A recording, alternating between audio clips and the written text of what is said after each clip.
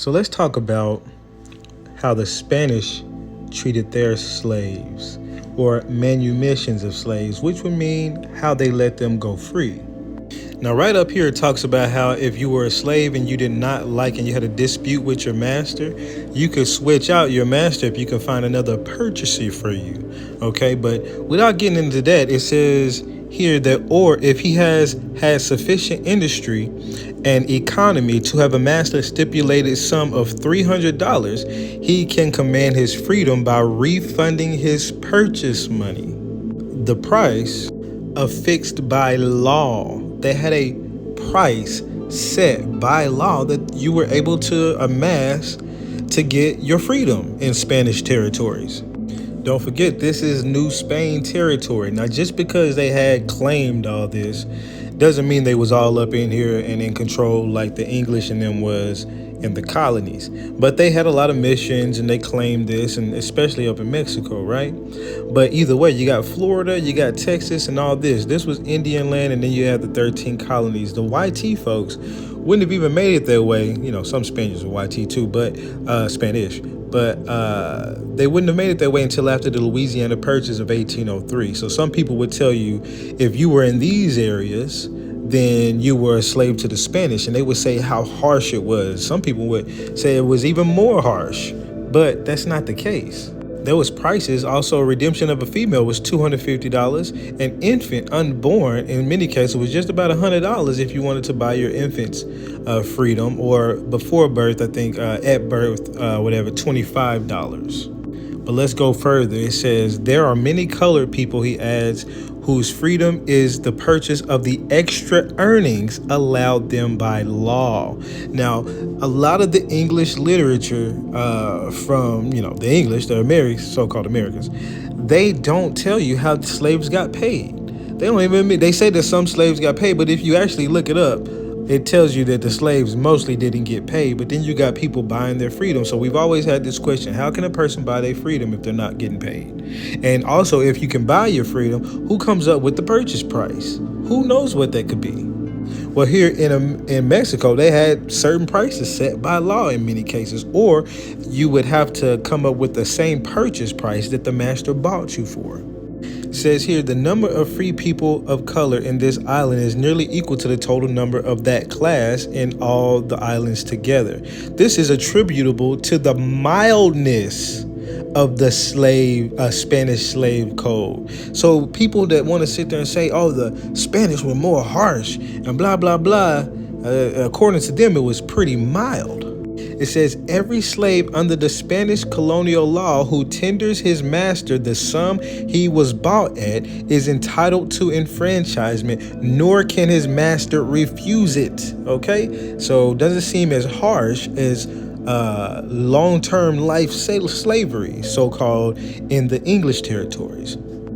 It is equally permitted to him to purchase a portion of his freedom by installments, as his ability allows, being then said to be a cortado, to cut, and such are in consequence entitled to a license to work where and for whom they please, paying to their masters a real, whatever, we'll get back to that, per day, or I'll do another video about rials, for every $100 remaining. So basically, you can pay for your freedom in installment payments, like a renter center type shit.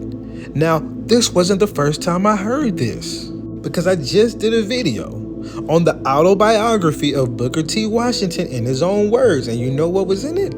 A man paying for his freedom in installment payments.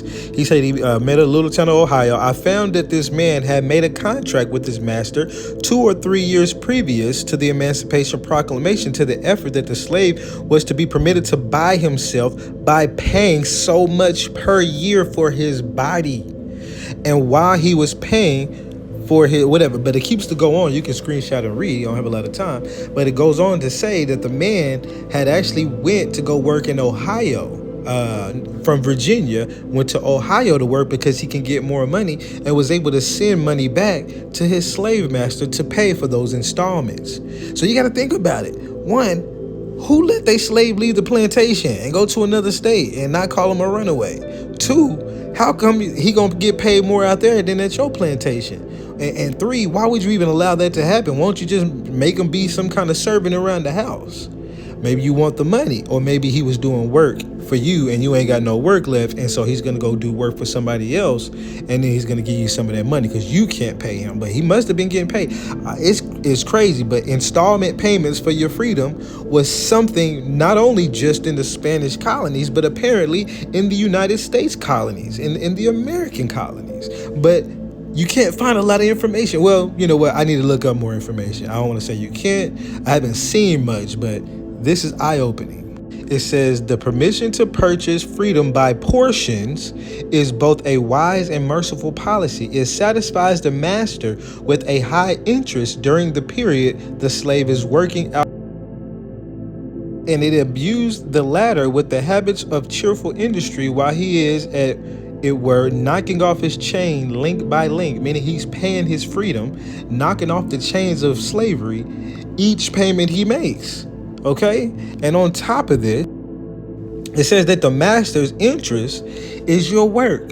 Think about it. If he bought you for $300 and you pay him $300 towards the end of your year or whatever, however long it takes you to amass $300, well, all of that free work you did for him apparently must be free work or some other kind of work, or really you would get paid a portion because I don't want to say free work because that's what they try to make you think it was free work, but they would pay you a portion. You would get paid, and then a portion of what you get paid goes back to them for your payments. Now, this is up in Cuba, I do believe, and it talks about how the last census, which though not very exact, is sufficiently so for the present, makes 290,000 YTs. The free people of color is 115,000, and the slaves number 225,000. So think about that. Your slaves are the people who's working. That's your workforce. Who are these people of color who are free? People who have gotten themselves away from the workforce, working for somebody. And my assumption is that once you've paid for your freedom, now you can go buy your land and work for yourself, being a business owner.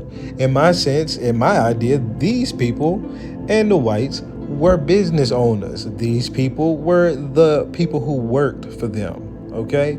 And you can pay for your freedom if you want to actually be free, so you can go do your own thing.